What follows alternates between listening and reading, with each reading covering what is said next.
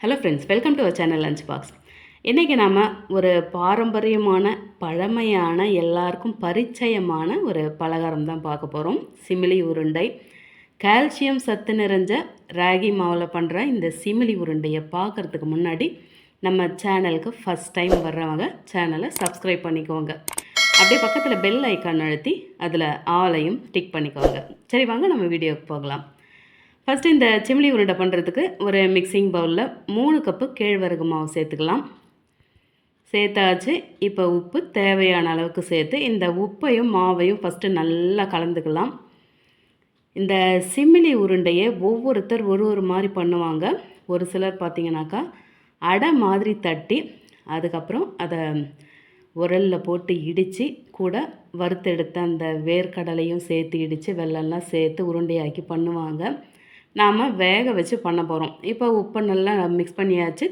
தேவையான அளவுக்கு நல்லா தண்ணி தெளித்து, முக்கியமாக இந்த மாவு தண்ணியில் நல்லா நனைஞ்சி வரணும். கொஞ்சம் கூட ட்ரையாக இருக்கக்கூடாது. அப்படி மாவு சரியாக தண்ணி படாமல் இருந்ததுன்னா சரியாக வேகாது. வேகலைனாக்கா அது வயிறுக்கு ட்ரபுள் ஆகிடும். அதனால் எல்லா மாவும் நல்லா நனையிற மாதிரி மிக்ஸ் பண்ணி எடுத்துக்கோங்க. எல்லாம் கட்டி கட்டி ஆனாலும் பரவாயில்ல, ஏன்னா நம்ம அதை வேக வச்சுட்டு மிக்ஸி ஜாரில் அடித்து தான் நம்ம உருண்டையாக்கி எடுக்க போகிறோம். அதனால் பிரச்சனையே கிடையாது. கட்டி கட்டியாக இருந்தாலும் தப்பு கிடையாது. நல்ல தண்ணி படணும், அவ்வளோதான். இப்போ எல்லாத்தையும் நம்ம நல்லா மிக்ஸ் பண்ணியாச்சு. இந்த மாதிரி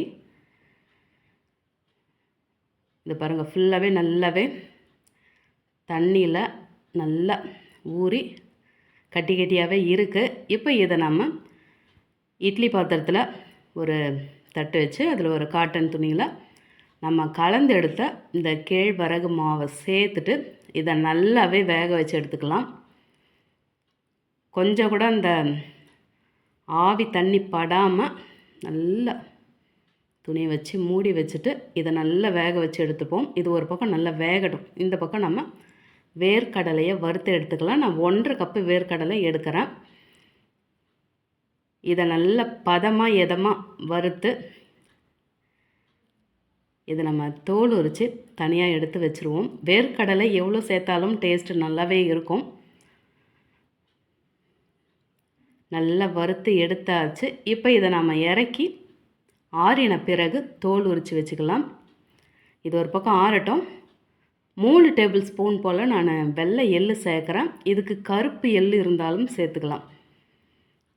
இதையும் நல்ல படபடன் பொரிய வச்சு இதையும் இறக்கி ஆற வச்சுக்கலாம்.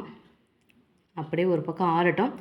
இந்த பக்கம் பார்த்திங்கனாக்கா கேழ்வரகு மாவு நல்லா வெந்து வாசனை வருது. இந்த பாருங்கள், கலரே மாறி இருக்குது. இப்போ இதை நம்ம அதே மிக்சிங் பவுலில் சேர்த்து ஆற வச்சுக்கலாம். இது ஒரு பக்கம் நல்லா ஆறி வரட்டும். அதுக்குள்ளே நம்ம அந்த வேர்க்கடலை தோல் உரித்து ரெடியாக எடுத்து வச்சாச்சு. இப்போ இந்த வேர்க்கடலையை மிக்ஸி ஜாரில் சேர்த்துட்டு ஃபஸ்ட்டு நம்ம கொஞ்சம் கொரகொரப்பாக அரைச்சி எடுத்துக்கலாம். இது கூடவே நம்ம ஃபஸ்ட்டே வெல்லம் சேர்த்துட்டோம்னாக்கா அது அப்படியே கட்டி கட்டியாக இந்த வேர்க்கடலை சரியாகவே மிக்ஸ் ஆகாது. அதனால் ஃபஸ்ட்டு வேர்க்கடலையை இந்த மாதிரி கொரகொரப்பாக மிக்ஸ் பண்ணி எடுத்துகிட்டு அதுக்கப்புறமா 1 கப்பு துருவின வெல்லம் சேர்த்து, இல்லாட்டி தட்டி எடுத்த வெல்லம் சேர்த்து மிக்ஸ் பண்ணோம்னாக்கா அதை பாருங்கள் நல்ல உதிராக இருக்குது.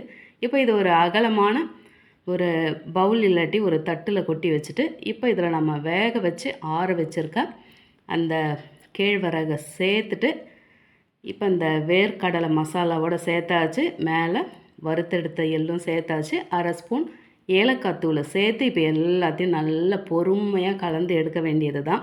நாம் இதை மிக்ஸ் பண்ண நம்மளோட அந்த கை சூட்லேயே பார்த்திங்கனாக்கா அந்த வெல்லம்லாம் நல்லாவே மெல்ட் ஆகி வரும். நமக்கு அதுக்கப்புறமா உருண்டை பிடிக்கிறதுக்குரிய அந்த ஒரு ஷேப்பும் நமக்கு கிடைக்கும். நல்லா அந்த வெல்லம் எல்லாம் அந்த கேழ்வரகு மாவோடு நல்லா கலந்து எல்லாமே ஒன்றா சேர்ந்து செட் ஆகி வரும். இப்போ பார்க்குறதுக்கு நமக்கு உதிராக தான் இருக்கும். நம்ம மிக்ஸ் பண்ண அந்த வெல்லம் அப்படியே கொஞ்சம் மெல்ட் ஆகி கிடைக்கும். உங்களுக்கு இந்த வெல்லம் போதலைனாக்கா இன்னும் கூட ஒரு 1/4 கப்பு போல் வெல்லம் சேர்த்துக்கலாம். அவ்வளோதான். இந்த பாருங்கள், எல்லாமே நல்லா கலந்து எடுத்தாச்சு. உருண்டை பிடிக்கக்கூடிய இந்த ஒரு பதத்துலேயும் இருக்குது. இதை இன்னும் நம்ம இந்த கேழ்வரகு மாவை வேக வச்சுட்டு நம்ம உரல் கல்லில் வச்சு நம்ம இடித்து அது கூட இந்த வேர்க்கடலையை சேர்த்து இடித்து சாப்பிட்டோன்னா அது ஒரு டேஸ்ட்டாக இருக்கும். இப்போ நம்ம தேவையான அளவுக்கு இதை உருண்டையாக பிடிச்சு எடுத்தாக்கா நம்மளோட சூப்பர் டேஸ்டான நல்ல அருமையான சத்துள்ள பாரம்பரியமான சிமிலி உருண்டை அட்டகாசமாக ரெடி ஆகிடுச்சு. இந்த உருண்டையை ஃப்ரிட்ஜில் வச்சு சாப்பிட்டோன்னா 1 வாரம் வரைக்கும் வச்சு சாப்பிட்லாம். வெளியே வச்சாக்கா ஒரு 2-3 நாள்லேயே நம்ம காலி பண்ணிடணும். அதுக்கப்புறமா அது நல்லா இருக்காது.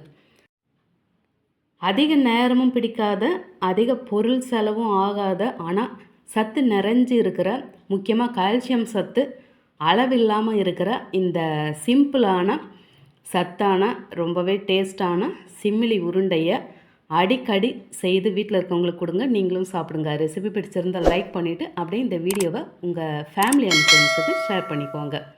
தேங்க்ஸ் ஃபார் வாட்சிங்.